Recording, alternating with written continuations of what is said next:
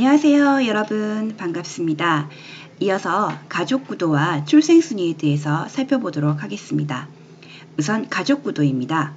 가족구도는 사회심리학적 배치를 설명하는 것인데요. 가족 구성원의 성격적 특성, 가족 구성원 간의 감정적 유대, 출생순위, 다양한 구성원들 간의 서열과 복종, 나이 차이, 성 차이, 가족의 크기 등을 얘기하는데요. 이런 것들에 따라서 성격이 달라진다는 거예요. 그래서 상담자는 내담자의 역동성을 파악하기 위해서 출생순위와 가족 내 내담자의 위치를 파악할 필요가 있습니다. 자, 여러분은 형제 중에 몇 번째인가요? 혹시 독자인가요? 네.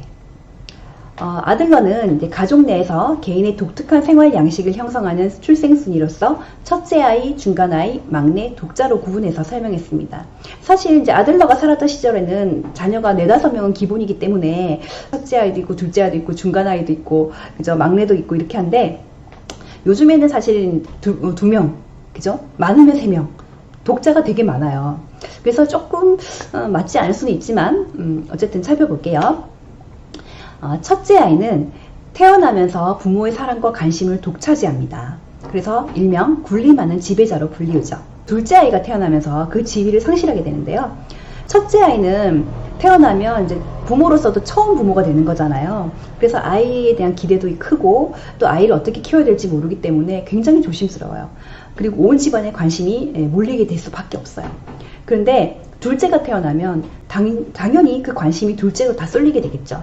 그러면서 지금까지 봤던 그 사랑이 완전히 동생에게 몰리면서 본인이 가지고 있던 어떤 그 관심, 그 지위라고 해야 되나? 이런 것들을 상실하는 경험을 겪게 돼요. 그래서 권력의 중요성을 굉장히 이해를 잘하게 돼요. 그래서 사회에 얼마나 잘 적응을 하면 내가 미움받지 않고 이쁨 받으면서 잘 살 수 있을까? 라는 생각을 많이 해요. 무의식적으로. 그래서 사회적으로 책임감이 강하고 되게 성실해 보이는 사람들에게 너 저기 형제 순위가 어떻게 됩니까? 물어보면 맞으라고 대답하는 경우가 되게 많아요. 그래서 주로 이제 사회적 책임을 감당하는 역할을 많이 하고 있습니다. 다음은 둘째 아이인데요. 둘째 아이는 태어나면서부터 주목의 대상이 되지 않습니다. 그리고 형과 부모의 사랑을 나누어 가져야 되기 때문에 경쟁적 생활 양식을 형성하게 됩니다.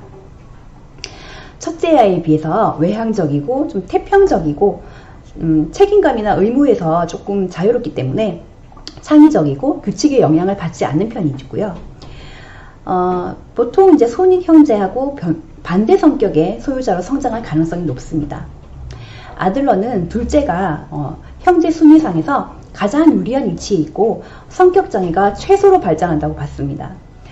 왜냐하면 본인이 둘째였고 본인이 그런 상황에서 그걸 잘 극복해서 성공한 케이스이기 때문이죠. 다음은 중간 아이입니다. 형제의 중간에 끼어 있다는 점에서 압박감과 불공평한 대우를 받는다고 느낍니다. 스스로에게 연민을 느끼며 자라게 돼서 가족 내에서 소위 문제아가 될 가능성이 높습니다. 하지만 중간이기 때문에 갈등이 발생하는 경우 중간 조정자 역할을 하기도 하죠.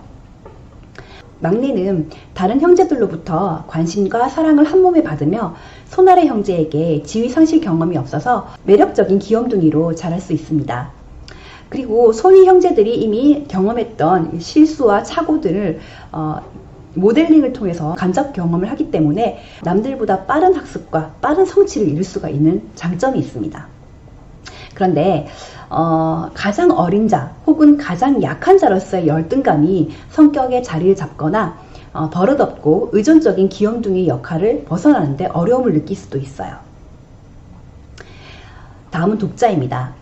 독자는 경쟁할 상대가 없기 때문에 의존심과 자기중심성이 현저하게 나타나는 응석바지가 되기 쉽습니다.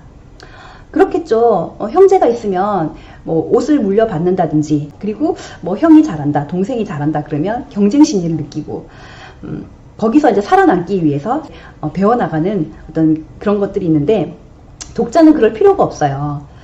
그래서 사회화가 좀 느려요. 그죠? 뭐 남과 도와야 될 필요도 없고 뺏길 필요도 없고 나누어 가질 필요도 없기 때문에 그런 점에서 굉장히 좀 부족합니다.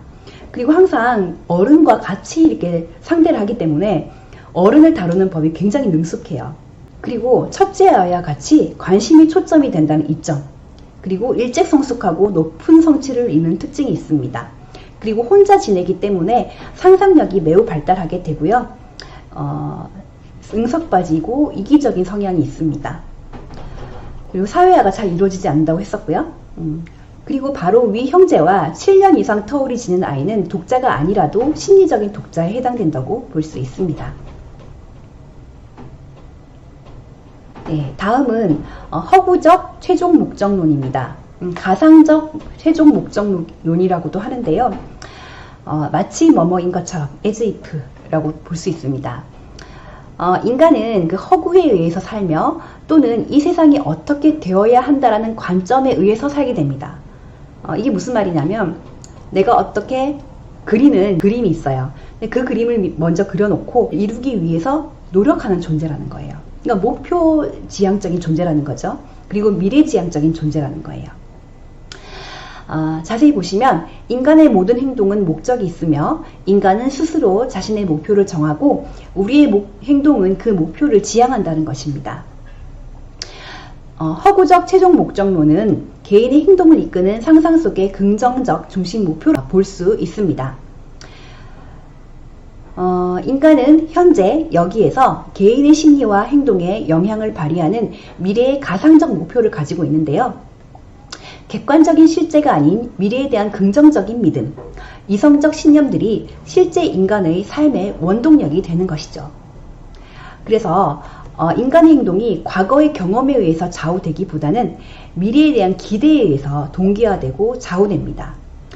그런 거 있잖아요. 뭐 18세 소년이 외국에 나는 나중에 세계 몇 대 부자가 될 거야 라고 이제 미래의 목표를 세웠대요. 근데 실제로 어른이 되었을 때 세계 몇 대 안에 손꼽는 부자가 되었다고 해요. 당시에 나는 몇 대 안에 세계 몇 대 부자가 될 거야 라고 했을 때 주위 사람들은 비웃었겠죠. 에이 네가 무슨. 그런데 결국은 해냈어요.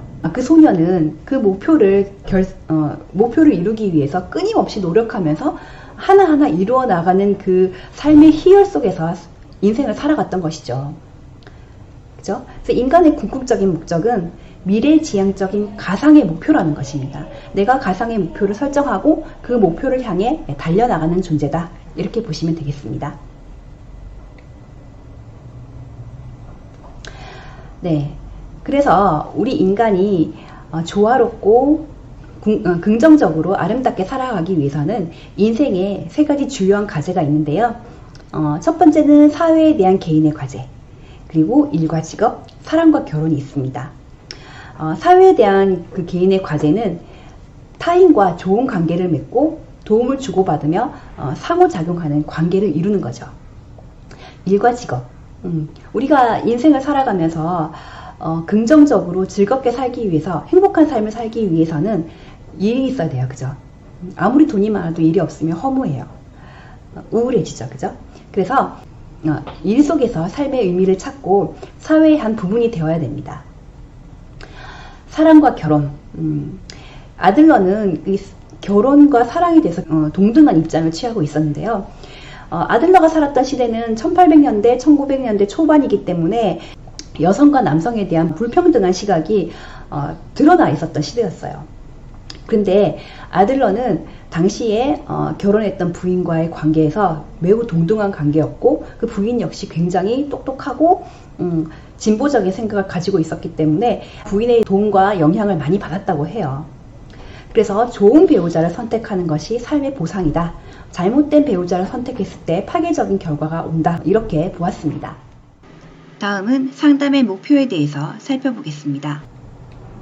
네, 정신분석의 상담 목표는요, 정신내외적인 조화였어요.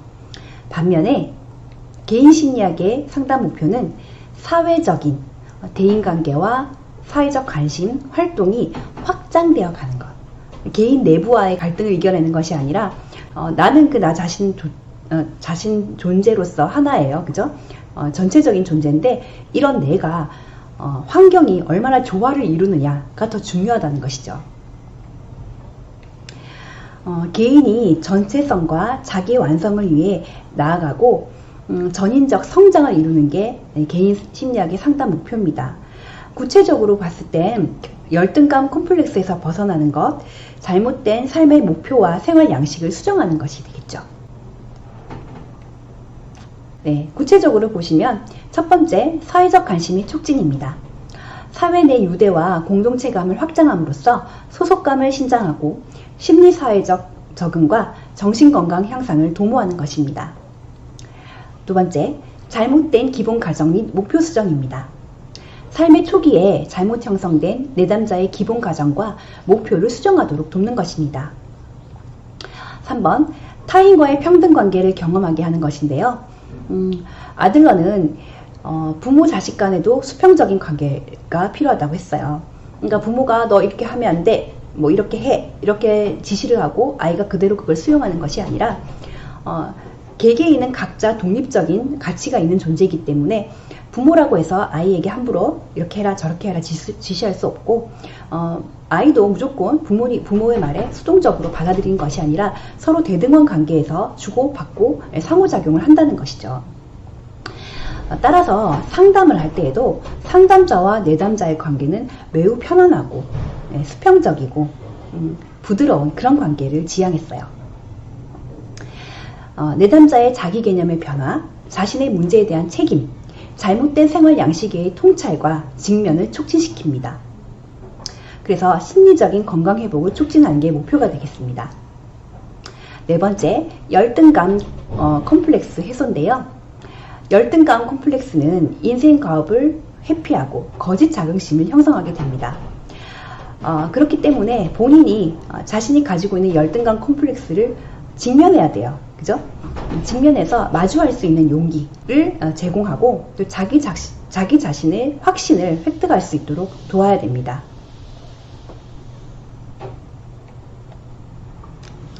네, 다음은 상담 과정 및 기법인데요. 살펴보도록 할게요. 상담 과정은 상담 관계 형성, 생활 양식의 탐색과 분석, 해석과 통찰, 재정형과 새로운 선택의 순서로 진행됩니다. 우선 적절한 상담 관계 형성인데요. 모든 상담에서 다 첫 번째 이루어지는 게 바로 관계 형성이에요. 그죠? 특히 신뢰 관계 형성하는 것이 첫 단계입니다. 앞에서도 얘기했듯이 아들러는 상담자와 내담자의 관계가 평등하다고 했어요. 그래서 협력적인 관계를 구축을 합니다. 그래서 상담 기법을 활용해서 내담자와 우호적이고 동등한 관계를 형성하는 것이 핵심이죠. 다음은 생활 양식의 탐색과 분석인데요. 앞전에 생활 양식에 대해서 공부를 했어요. 그죠? 그래서 내담자가 어떤 생활 양식을 가지고 있는지를 파악을 해야 돼요. 그래서 내담자의 생활 양식을 평가하고 분석하고 통합하고 요약하는 단계입니다. 그리고 생활 양식에 따른 내담자의 역동성을 파악합니다. 여기에서 그 내담자에게 인생의 초기 기억을 떠올려 보라고 이제 얘기를 해요. 그랬을 때 인생의 최초의 기억이 보통 이제 4, 5살 뭐 이 정도 수준이잖아요. 6살 뭐 이때의 기억이 부정적이냐, 트라우마 사건이냐, 아니면 행복하고 아름다운 사건이냐에 따라서 달라질 수가 있어요. 근데 대부분 문제를 가진 사람들은 그 어릴 때 최초 기억이 굉장히 부정적일 가능성이 많아요. 예를 들면 뭐 어릴 때 부모님이 매일 싸우고, 그죠? 뭐 폭력을 썼다든지 아니면 본인에게 학대를 했다든지 뭐 이런 경험이 있는 경우에 그 경험에 매몰될 가능성이 많잖아요. 그 경험에 따라 생활 양식이나 태도가 형성되어 있단 말이에요. 그죠? 그거를 파악을 하는 것이죠. 그래서 내담자의 성장에 방해가 될 수 있는 비합리적이거나 잘못된 관점을 확인을 합니다. 다음 단계에서는 해석과 통찰이 있는데요. 잘못된 생활 양식을 갖고 있다는 것을 깨닫게 해주는 거죠. 그래서 통찰을 촉진하기 위해서 내담자의 생활 양식에 대한 해석을 제공합니다. 근데 여기서 중요한 거는 프로이트도 해석을 했어요. 그죠? 프로이트에서의 그 해석은 과거 당신이 이런 경험을 해서 이런 성격이 형성되었습니다. 땅땅땅 하는 거예요. 근데 아들러의 그 개인 심리학에서의 해석은 과거의 경험의 확정, 이게 아니라 이런 경험이 있으니까 당신이 스스로 극복하기 위해서 어떻게 노력을 해야 될지를 한번 생각해 보세요. 통찰을 하기 위한 하나의 보조수단으로서 해석을 해주는 거예요. 네, 그런 차이점이 있습니다. 다음은 이제 재정향과 새로운 선택인데요. 재정향이라는 말이 이제 재교육이라는 말과 비슷한 용어로 쓰입니다. 내가 통찰을 했어요. 아, 나한테 이런 문제가 있었구나. 내 생활 태도가 이게 잘못이구나, 문제가 있구나 라는 것을 깨달은 다음에 깨닫고 끝나면 안 돼요. 그죠? 행동의 변화가 있어야 돼요. 새로운 선택을 해야 되겠구나. 기존과는 다른 대처 방식, 생활 양식을 가져야겠구나 라고 스스로 그 새로운 목표를 세울 수 있어야 돼요. 새로운 선택을 할 수 있도록 도와주는 거죠. 그래서 내담자가 통찰 결과를 행동으로 실천할 수 있도록 도와주기 때문에 이 단계가 상담 과정에서 가장 중요하다고 볼 수 있습니다. 네, 다음은 상담 기법인데요. 자유현상, 훈습, 전이, 꿈의 해석을 기본적으로 사용을 하는데 구체적인 방법이나 의미는 조금 다를 수 있어요. 우선 즉시성입니다. 즉시성은 지금 여기에서 무엇이 일어나고 있는지를 다루는 기법인데요. 쉽게 얘기해서 지금 여기에서 일어나는 내담자의 말과 행동의 모순점을 지적하는 거예요. 약간 직면하고 유사한 건데요. 예를 들어서 내담자가 아버지와의 갈등 때문에 이제 왔어요. 근데 본인은 이제 팔짱을 탁 끼고 인상을 탁 쓰면서 뭐 아무 불만 없어요. 아버지랑 아무 문제 없어요. 이렇게 얘기한단 말이에요. 그랬을 때 상담자가 이거를 그냥 넘어가는 게 아니라 잠깐 지금 무엇을 하고 있나요? 방금 아버지랑 문제가 없다고 했는데 이렇게 인상을 쓰고 팔짱을 끼고 있었어요. 라고 지적을 해주는 거예요. 그러면 내가 뭔가 표현이 잘못됐구나, 나의 감정이 노출됐구나 이렇게 이제 인식을 하게 되겠죠. 특히 이제 상담을 할 때 그 내담자의 어떤 태도라든지 말투라든지 행동이 보통은 이렇게 자신이 가지고 있는 생활 양식에서 고스란히 드러나는 경우가 많아요. 근데 그거를 본인은 잘 모른다는 거죠. 그거를 이렇게 지적을 해줌으로써 깨닫게 하는 거예요. 아, 내가 이런 패턴을 가지고 있구나, 이런 문제를 가지고 있구나, 그죠? 다음은 격려입니다. 격려는 내적 자원 개발을 촉진시키고 긍정적인 방향으로 나아갈 수 있는 용기를 북돋아주는 필수 요소라고 볼 수 있는데요. 한마디로 말해서 아유, 너 정말 잘했어, 너 할 수 있어, 이렇게 기를 막 살려주는 방법이에요. 이거는 신념을 바꿀 수 있는 가장 강력한 방법인데요. 앞서서 그 아들러의 예를 봐서도 담임 선생님은 얘는 공부가 안 되니까 그냥 구두 만드는 기술이나 가르치세요 이렇게 얘기를 했는데 아버지가 아니야, 넌 할 수 있어, 넌 잘할 거야, 계속적으로 지지를 해줬어요. 그죠? 그래서 아들러가 아버지의 지지와 사랑과 관심 덕분에 이렇게 훌륭한 사람이 됐어요. 만약에 아버지가 그래, 선생님이 구두 공장 가라고 했으니까 너 구두 만드는 거 배워 이렇게 했으면 구두 만드는 훌륭한 기술자도 못 됐을지도 몰라요. 왜냐하면 내가 정말 나는 정말 구두 만드는 기술자가 돼서 이 세상에서 최고로 훌륭한 구두 기술자가 될 거야, 이렇게 본인이 목표를 가지고 그 행위를 했다라면 그건 또 결과가 달라요. 그죠? 그러면 뭐 세계 최고의 멋진 기술자 그리고 부자가 됐겠죠. 근데 그게 아니라 너는 공부가 안 되니까 이거나 해, 그죠? 이런 상황에서 살았다라면 이렇게 자신의 목표를 실행할 수 있는 멋진 사람이 되지 못했을 거란 말이에요. 그래서 지지와 격려가 매우 중요하다라는 것이죠. 다음은 역설적 의도입니다. 반대 암시라고도 하는데요. 내담자를 나약하게 두렵게 만드는 행동 또는 사고를 의도적으로 과장해서 표출하도록 하는 기법이에요. 그러니까 말 그대로 역설적으로 나의 두려움의 대상이 되는 어떤 자극을 보여주는 거예요. 노출시켜버리는 거예요, 앞으로. 다음 주에 나오는 행동주의 체계적 둔감화와 매우 유사한 기법입니다. 그래서 주로 강박증이나 공포증을 가지고 있는 사람의 얘기 불안을 다루기 위한 기법으로 쓰이는데요. 예를 들면 그런 거예요. 불면증이 심한 사람이 있어요. 선생님, 아무리 잠을 자려고 노력을 해도 잠이 안 와요. 어떡하죠? 라고 얘기했을 때, 그럼 아예 잠을 자지 말고, 활동을 하세요. 책을 읽으세요. 그죠? 이런 식으로 하는 거예요. 그래서 현실을 즉각적으로 자각하고 다른 대안적 행동과 선택을 숙고하고 행동에 대한 결과를 수용해야 함을 깨닫도록 합니다. 다음은 마치 뭐뭐인 것처럼 행동하기입니다. 만약 내가 뭐뭐 할 수 있을 때만 이라는 구실을 붙이는 내담자가 있어요. 예를 들면 토익 시험을 쳐야 되는데 나 영어 잘해. 옛날에 잘했어. 지금도 마음먹으면 시험만 치면 800점, 900점은 기본이야 라고 얘기를 하는데 시험 칠 때만 되면 안 치는 거예요. 왜 너 시험 쳤어? 안 쳤어. 왜? 갑자기 일이 생겨서. 다음에 쳐야겠네? 다음에 또 안 쳐요. 너 쳤어? 아니. 왜 못 쳤어? 아파가지고 못 쳤어.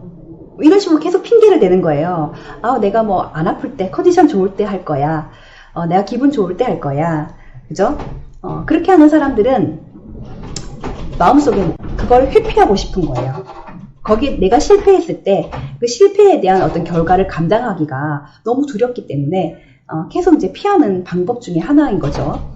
이런 사람에게 한 주 동안 원하는 방식으로 내가 마치 뭐뭐인 것처럼 행동하도록 제안하는 거예요. 그러니까 마치 내가 시험을 쳐서 900점, 토익 900점을 맞은 것처럼 그래서 면접에 토익 점수를 딱 제출해서 면접에 합격한 것처럼 행동을 하라고 하는 거죠.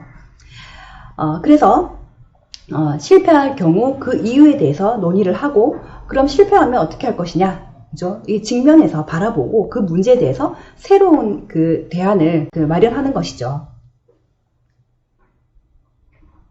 다음은 자기 모습 파악입니다. 자기의 있는 모습 그대로를 파악함으로써 열망하는 변화된 행동을 지향하는데요. 나는 원래 그런 사람이구나. 그죠? 나의 진 모습을 파악을 하는 것이 중요하죠. 다음은 내담자의 스프의 침뱉기입니다. 이거는 스프 엎지르기라고도 하는데요. 이거의 기원은 기숙학교 아이들이 음식을 더 먹고 싶은데 더 안 주잖아요. 다른 사람의 스프에다가 음식에다가 침을 탁 뱉어 놓으면 이 뭐야 이거 침 들어갔어 안 먹잖아요. 그러면 그거를 뺏어 먹는 거예요. 음식을 먹기 위한 어떤 그 수법으로 썼던 것에서 이제 아들러가 착안을 한 거예요. 그래서 스프라고 하는 것은 여기서 나쁜 행동, 그러니까 내담자가 갖고 있는 부정적인 행동이에요. 그것을 먹지 못하게 하는 것을 의미해요. 그러니까 무슨 말이냐면 내담자의 나쁜 행동에 제지를 가하는 거예요. 누가? 상담자가. 그죠? 내담자의 부정적인 행동이 자신에게 손해되는 행동이라는 것을 분명히 지적을 해주는 거예요. 그래서 당신이 이런 행동을 하는 거는 이런 손해를 끼치게 됩니다. 이런 피해가 있습니다. 근데 만약에 계속 이런 행동을 할 경우 이건 당신이 100% 다 책임져야 돼요. 이렇게 딱 잘라서 얘기를 해줘요. 그러면 그런 얘기를 딱 듣고 나면 그래도 난 할 거야 라고 하지만 이미 그런 얘기를 들었기 때문에 마음이 확 상하는 거예요. 더 이상 하고 싶지가 않은 거죠. 이미 침이 들어간 스프는 더 이상 먹을 가치가 없는 거예요. 그죠? 다음은 악동을 피하기입니다. 여기서 악동은 저항을 의미하고요. 익숙하고 관습적인 패턴 속에 빠져든다는 것을 막는다는 의미예요. 이거는 이제 흔히 예상하는 반응이 아닌 전혀 생각지 못했던 반응을 상담자가 내담자에게 보여줌으로써 자기 패배적인 행동을 수정하도록 자극하는 방법입니다. 예를 들면 그런 거예요. 내담자가 상담자에게 선생님 죄송한데요. 이번 상담 보니까 아무 의미가 없고 얻은 게 하나도 없어요. 이렇게 얘기를 한단 말이에요. 그럼 상담자가 얘기를 하죠. 네. 상담에 대한 어떤 기대가 충족되지 않아서 실망이 크신가 보네요.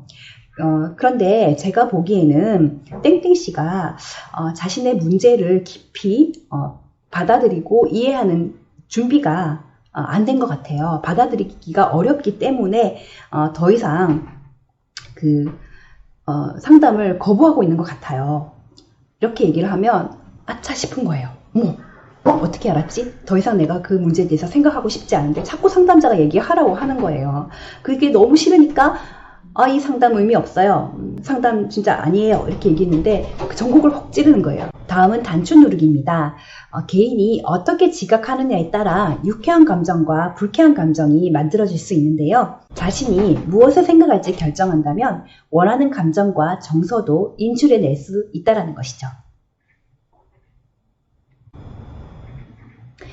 네, 오늘 이렇게 개인 심리학에 대해서 살펴보았는데요. 확인하는 퀴즈 풀어볼까요? 1번, 개인 심리학과 정신분석학의 차이점이 아닌 것은? 정답은 5번입니다. 반대로 얘기되었죠, 그죠? 인간관계를 고려하는 것은 개인 심리학이고 내적 성향에 치중하는 것은 정신분석이었어요. 2번, 개인 심리학이 인간관이 아닌 것은? 정답은 5번. 과정지향적 존재가 아니라 목표지향적 존재였어요. 3번. 출생순이에 따른 특성에 대한 설명으로 옳은 것은? 정답은 3번. 중간아이는 중간에 끼어있다는 압박감과 불공평 때문에 스스로에게 연민을 느낀다. 맞습니다. 그죠?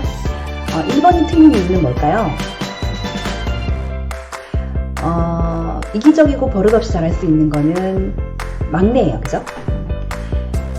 동생들이 태어나면서 지위에 내몰리게 되는 폐위된 왕을 경험하는 것은 둘째 아이가 아니라 맞이고요. 형제들로부터 관심을 받고 자라므로 가족의 군림하는 지배자로 사회화되는 것은 맞이예요. 그죠? 그리고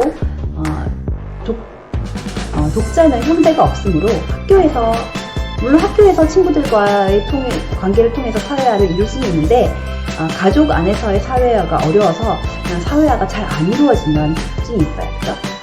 정답은 3번입니다. 4번, 개인 심리학 상담 기법에 대한 설명으로 옳지 않은 것은? 정답은 3번입니다. 마치 뭐뭐인 것처럼 행동하도록 제안한다는 것은 역설적 의도가 아니라 마치 뭐뭐인 것처럼이었어요. 나머지는 다 맞아요. 네, 오늘 이렇게 개인 심리학에 대해서 학습해 보았고요. 다음 시간에는 행동치료에 대해서 학습하겠습니다. 그럼 수고 많으셨습니다. 안녕.